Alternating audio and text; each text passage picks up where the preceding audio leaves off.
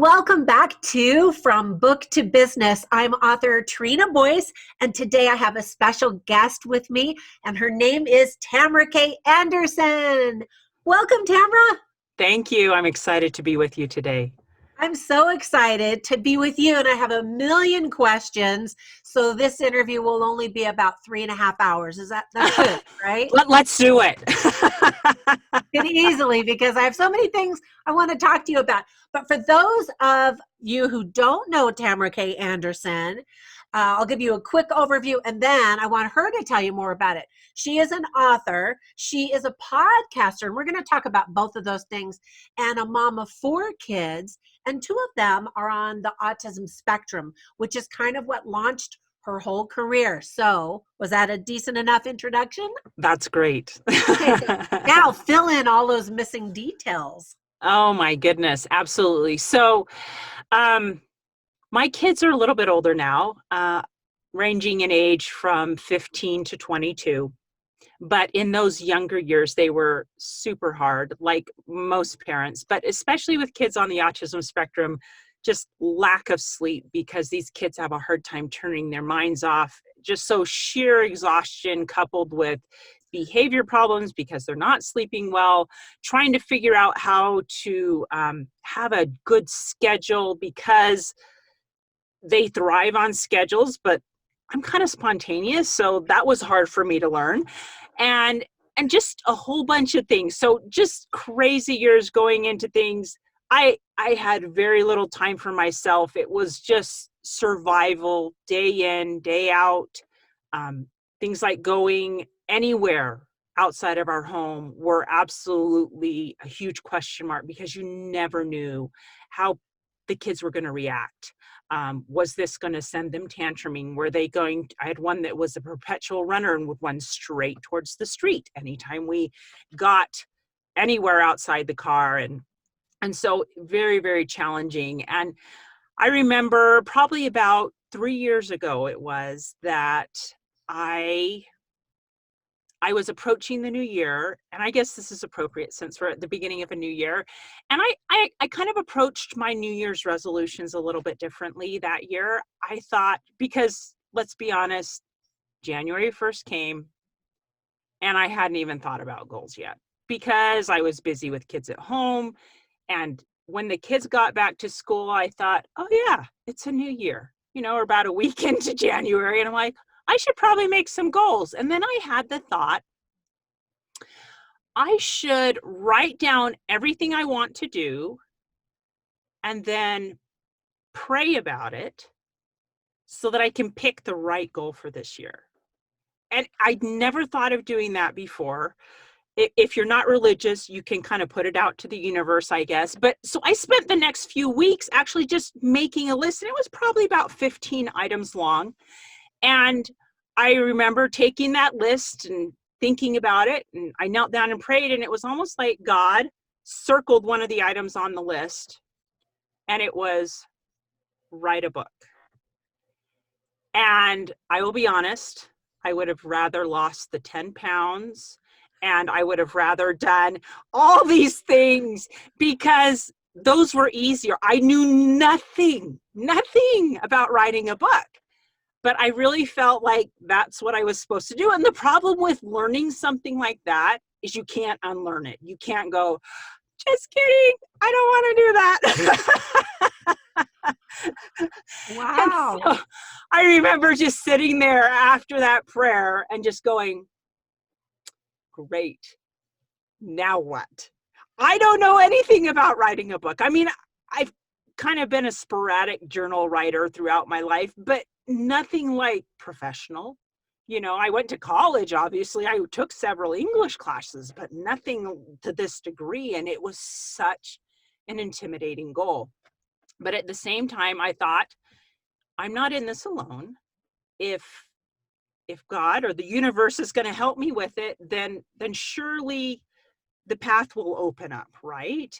And so I had a few little thoughts that I'd written throughout the years. I mean, we're talking not more than, 15 pages of just things that I'd learned through having children with autism. And I remember trying to find like a developmental agent, and that just went terribly, terribly bad. It just did not work out the way I had envisioned it working out. And I remember going to God after, interviewing 4 agents and having several of them give me some feedback and just not feeling good about it. I'm like, look, I have a real good relationship with God after having kids with autism. Let me just, we kind of talk to each other pretty straight. Said, look, if you want me to do this, you need to open the path. The very next day, I'm scrolling through Facebook, and I happen to follow author Richard Paul Evans just because he's a great writer, right? My kids are huge fans because he wrote Michael Bay, and he's just tug at your heart type author for those of us who are adults. And he mentioned that he was going to be doing his first premier author training. I happen to live in Utah. The training was in Utah up in the mountains. And I thought, And my husband was gone, but I thought I should maybe think about doing this. I prayed about it. I felt really good about it. It wasn't cheap. And so I felt like I should do it. I went to my husband. I said, I have this goal. Here's what I found.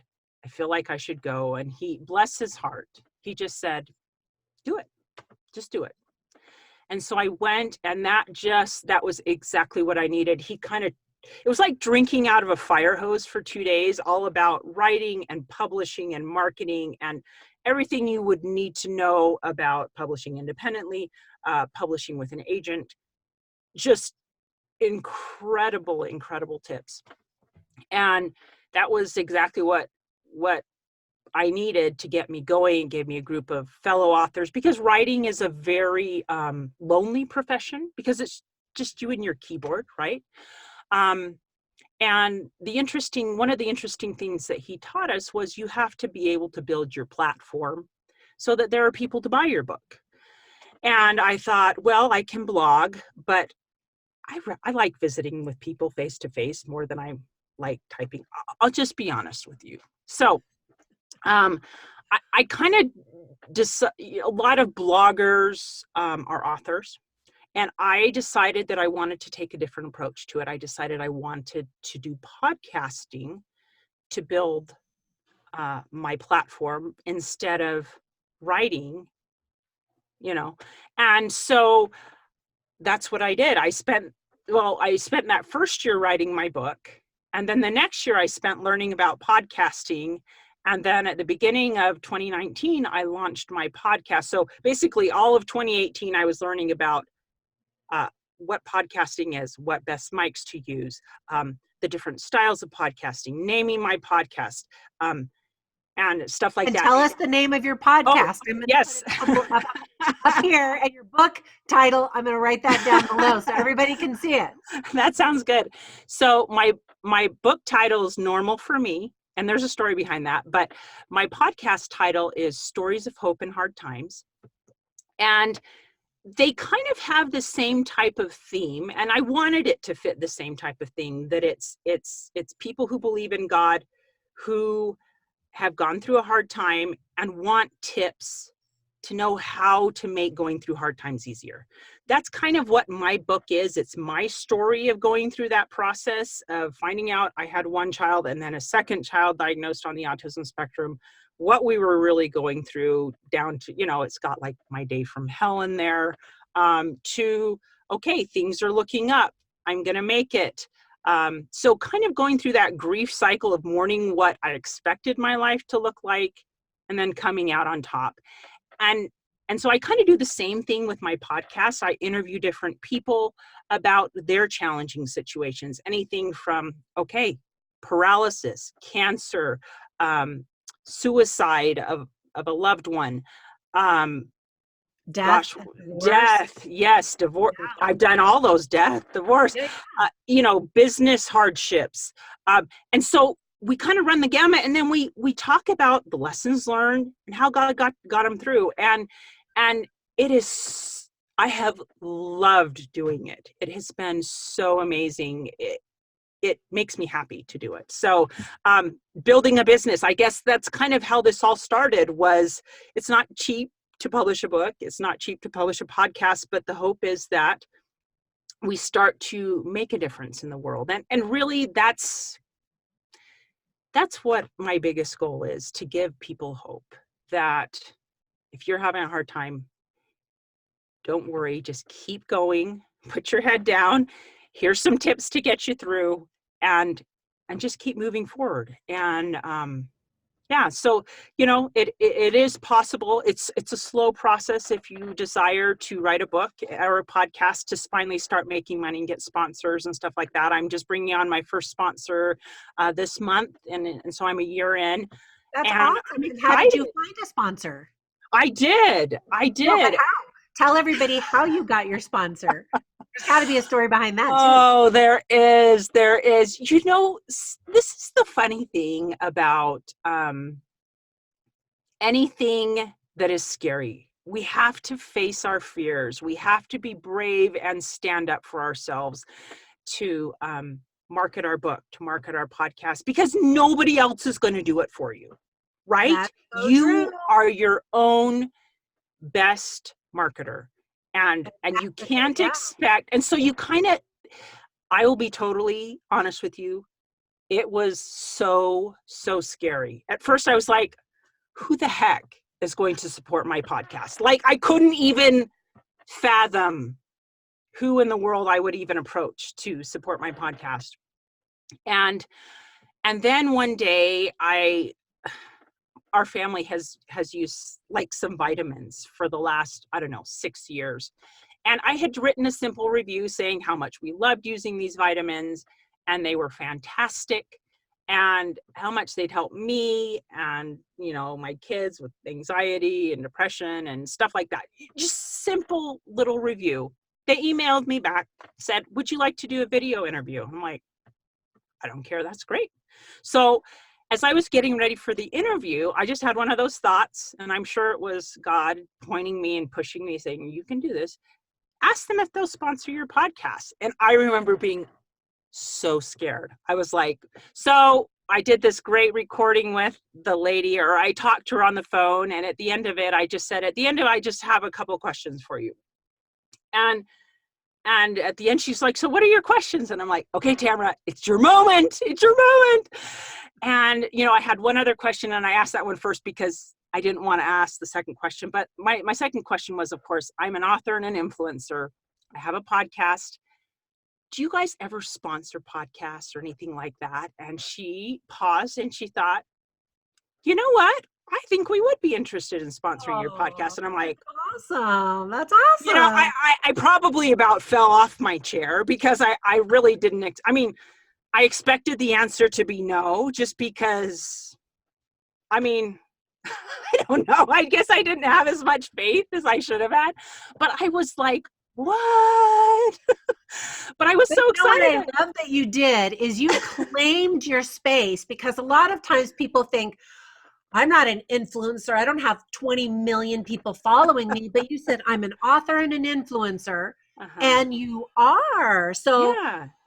You are a great example of just be brave, open your mouth. Yes. And you're right. Every day I feel like I do scary things. And my husband and I joke and say, when are we going to stop learning lessons? Like, when are we going to arrive at where we know everything and don't have to do scary stuff anymore?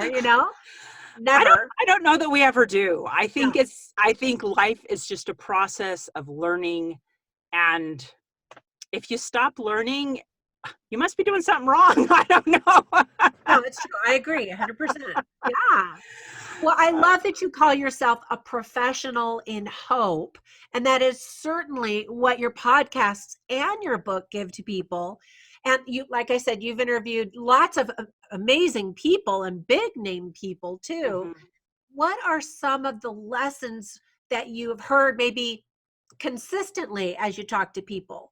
For example, have you found a common thread that people, you're nodding your head. Yes. All right, let's hear them. Yes. That is one of the interesting things, is the longer I've been doing this, the more I see those little threads. In fact, that's probably going to be my next book, is Lessons from Stories of Hope in Hard Times. Because I have seen those little lessons that just seem to be a consistent theme almost every single not every single podcast, because different people learn it differently. But yeah. But for example, one of the little lessons is to find little things to be grateful for when you're in a hard time. And sometimes that is really hard to do. But what's interesting is, like, for example, my husband and I were in a car accident back in 2001. And I go back and I look, and I had You didn't have enough hard things going on in your life. I know, right? It was actually just as we were getting ready to move. It was a bad time for many, many reasons, but I won't go into that. But I go back and I look at that little tiny spiral journal. It's really only about this big. It was just tiny. It wasn't even an official journal. It was a little tiny notebook. And I'd kind of been taking a few little notes in it because we were getting ready to move. And I look back, and my first entry after the accident and describing the accident was counting the blessings. I'm thankful my kids weren't with me when the car accident happened. I'm thankful that I was able to move out of the ICU. I'm thankful I didn't have to have that operation to get my lung reinflated. I'm thankful. And so even though it was an awful and a hard situation, I look back and I remember reading that little journal and going, I was thankful. I found things to be thankful for, even though I was sitting in a hospital bed for a week and a half.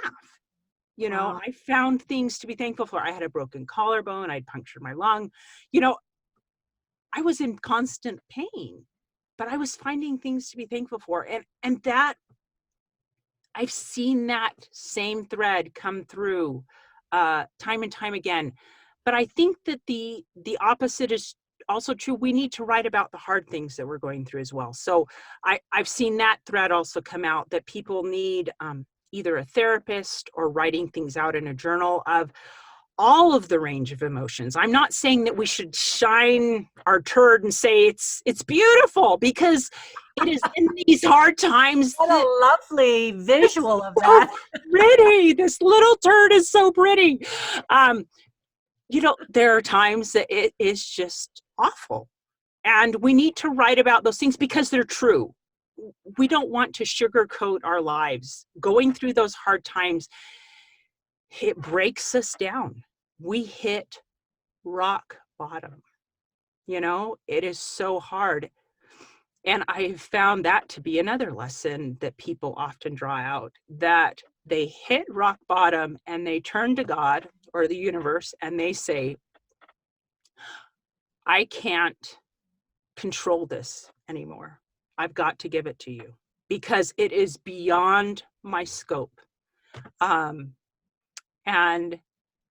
just giving that illusion of control that we feel that we have over our lives over, and saying, I don't have control of this.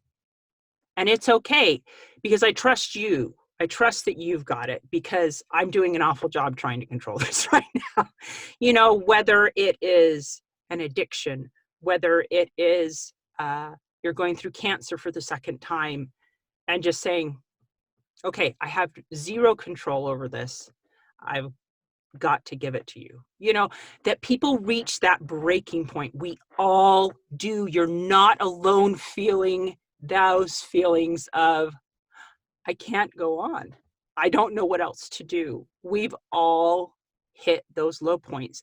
But the beauty is that once we hit that low point, there's a rock for us to build on, and that we can build back stronger and better and more wise, with more compassion. I am so much more kind and understanding and compassionate because of what I've been through. I love how you just described that. We've all heard the term, you hit rock bottom, and how you use that rock as a strong foundation. I love that. Mm-hmm. I'm going to quote you forever now. You do that. But it's true. Really beautiful. Well, thank you. But it's true, right? We do. And I think sometimes when we hit those rock bottom moments, we feel so alone. Nobody knows where I am. Nobody understands. And the truth is, do you really want people to go through your same experience so that they have to understand? Usually the answer is no, not really. You wouldn't wish it on anyone, right? But God or the universe understands. He knows exactly where you are. Um, and so he knows where you are, and he knows where you can go because of where you are. He knows that even though I prayed so hard for autism to be taken from my boys, I knew God could do miracles. I believed it with all my heart. He knew that having children with autism would teach me and help me become a better person. And here I am. I almost want to cry about it all these years later, knowing that he could see, 15 years down the road, Tamara, this is a story you're going to share with people. This is a story that will give them hope. Absolutely. I'm going to let you go through this because it will make you better and it will give other people hope. And so just looking back on it now, I think I was praying away or wishing away the very thing that has made me who I am today. It's helped me write that book. It's given me the compassion enough to do a podcast. Where would I be without it? I mean, there's that country song, sometimes I thank God for unanswered prayers. Yes. Right? Wow. Yeah. Many, many years ago, I had an experience where I was living abroad and I was really, really struggling and had never felt despair at the level that I felt it. And a dear friend of mine said, noticed that I wasn't quite my normal self and was like, what, let's talk. What's going on with you? And so I was like, and I finally told him everything that I was feeling. And he goes, that is so interesting. I get it now. And I said, what? And he said, I was going through something similar, a few months ago or however long it was. And I didn't understand. I kept asking God, why? What are the lessons I'm supposed to be learning from this? And he says, now I get it. I was supposed to understand those feelings so that now I could understand you and have more compassion, maybe be able to offer advice, but certainly be able to empathize and be there for you because I know how it feels. And I was like, well, I'm so sorry you had to go through that just to help me. But it gave me added insight like, okay, why do we always feel like we're exempt? When we say, why me? Why is this happening to me? Why should we be exempt from any of that? And honestly, if nothing else, it's to help us feel that compassion. Like you just said, it's made you a much more compassionate person, and being able to be there for all of these people that you now interview. Wow, what a journey you're having. Oh, it has been an incredible journey. And I'm still kind of taking each day going, well, I don't know. Like, as I'm setting my goals for 2020, I'm like, I have no idea where this year is going to take me. I've got some inklings, but I've just decided I'm going to take it one quarter at a time. I set big goals to accomplish each quarter, and we're going to take it one quarter at a time. That's great. Okay. Well, I know we have people that are watching who are possibly interested in becoming a podcaster. So give us a few quick tips on, for example, what platform you're using or microphone you're using, or how do you get your guests, all that kind of stuff. We want to know oh my the goodness, nitty-gritty yes. details. Yes, absolutely. I have Blue Yeti. Me too. Blue Yeti mic. They're a great interview mic. If you want to place one mic in front of two people, it's a great interview mic. If you're going to be doing solo podcasting, there's other mics. Like I have two ATR 2100s that I will sometimes plug into a Zoom 6 recorder. I didn't start with those. I started with just a single mic because I couldn't afford everything at first. And so I kind of saved up for the ATR 2100s and the Zoom H6. But so start small. And if you enjoy it enough to keep going, then you can expand. So that would be my first little tip, is to start small. Good advice. the next bit of advice is to figure out what kind of podcasting you want to do. For me, it's an interview style podcast. Sometimes people do group podcasts. Sometimes people do a solo podcast where they talk all by themselves. And so you need to decide, what is your message? What is the best way to deliver it? What is your personality type? Because often, like, I have a friend who also wanted to do interviews, and he started interviewing people, and he's struggling with it because he's an introvert. He has a hard time approaching people and asking them, can I interview you? And yet at the same time, he started a second podcast where he does like a motivational thought every day. And he loves that because it's just him. He can pick the motivational thought. And so you need to consider your personality type as well. Do you like talking to other people? Does it make you happy? Does it bring you joy?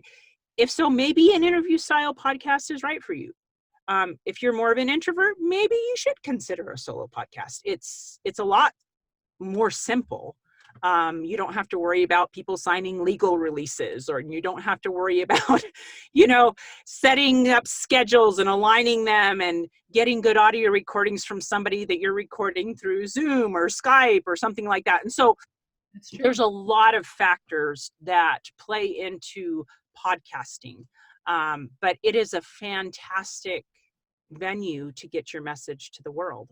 So video podcast, audio podcast, Right. And oftentimes too, we think of a podcast as being an hour long, but I actually have 2 podcasts. You'll see them written above and below right now. My little shameless plug. But they are 5 minutes or less every day. And they're awesome.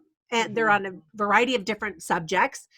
One is daily inspirational quotes. And then the other one is a foodie podcast, totally different. Yum! I know. That's awesome. Anyway, they're super short. And so when you think about podcasting, don't get so overwhelmed that you think it has to be a really long one. Right. And it could be also every day, or it could be once a week. Or how often are yours? Once a week? Mine are every 2 weeks. I've considered going to every week. I'm just trying to see if I can juggle that in my schedule because I'm doing several things. Because what's awesome is go and look at her website, also written on here up above. And on her website, it's a great website. You can click on, and it has podcasts, and you can actually see the guests and click on the one that you want to listen to. So I wasn't sure how far they were spaced apart, but I've listened to them and they're so good. And you do such a great job. Thank you. I just absolutely love it. That's another tip, is be consistent so that your guests, your followers, your listeners know what to expect. And that's one thing that people who are in the podcasting world will just drill into you. Whatever you do, if you're going to do a daily podcast, be consistent. You might want to build yourself a buffer. So maybe a month before you launch, you record 30 episodes so that if you come, you lose your voice.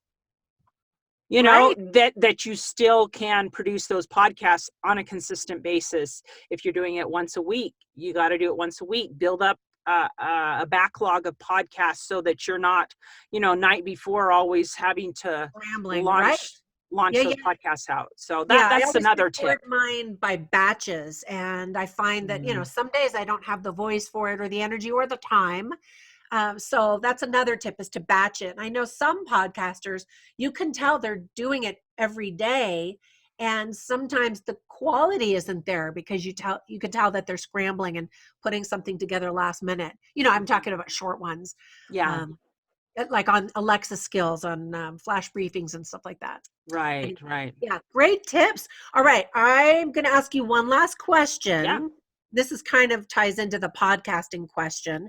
Actually, another tip is to map out your content, map out questions. I had sent you a list of questions that I might ask you. And of course, I think I rarely do because I just get involved in what you're saying and naturally come up with questions that have to do with what you're saying. So my last question is, what question did I not ask that you wish that I had? Oh, or that you think I should have?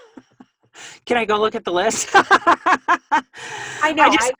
I kind of glanced at it and I'm like, I can answer any of those. Well, not from the list, but just any question that you think I should have asked you. Oh, I did think of one thing though. But Go go ahead ahead. and ask it. Oh, well, I was just going to say, before I forget, tell us again where everybody can find you. And you have a special gift for our viewers today. Yes, absolutely. So you can find me at TamaraKAnderson.com. That's TAMARA, the letter K, and then Anderson with an O.com. So that's where you find me. If you go to my website, at the top or the bottom of the very home page, you can get my diagnosis survival guide for free. And that's 12 tips to survive and thrive in tough times.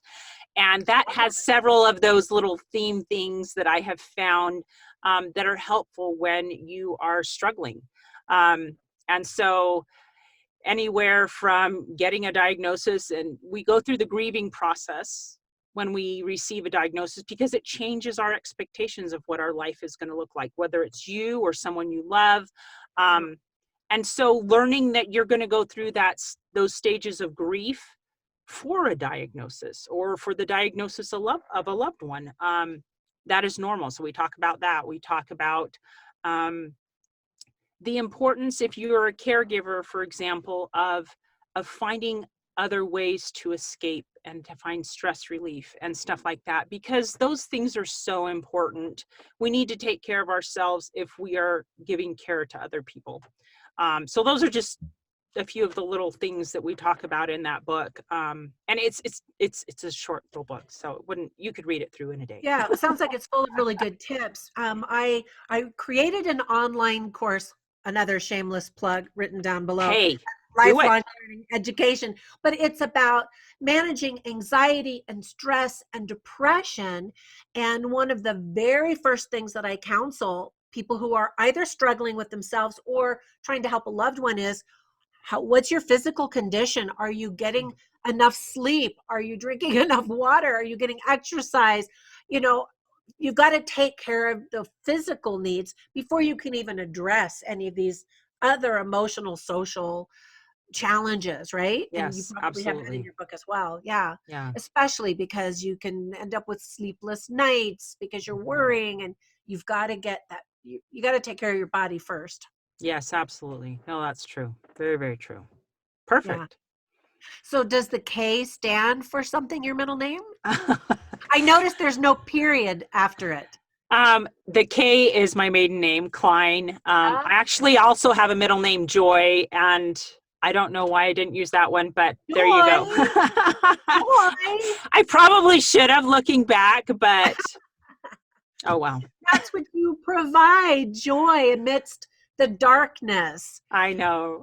That's amazing that's your middle name. That is. All right. Yeah. Well, Tamara Joy Klein Anderson, thank you so much for spending a few minutes with me and with all of us to share your wisdom, and more importantly, to share your hope. We all need hope. We do. We do. Yeah. Thank you. Thank you for having me on. It's been a pleasure. Oh, well, my pleasure. I wish we could sit here. I would just sit at your feet and listen to all your amazing stories. But I guess that's what the podcasts are for. We get to listen, not at your feet, but at the computer. I don't know. No, it's been great. Thank you, Trina. It has been an honor. Thank you so much. Bye for now. Yeah.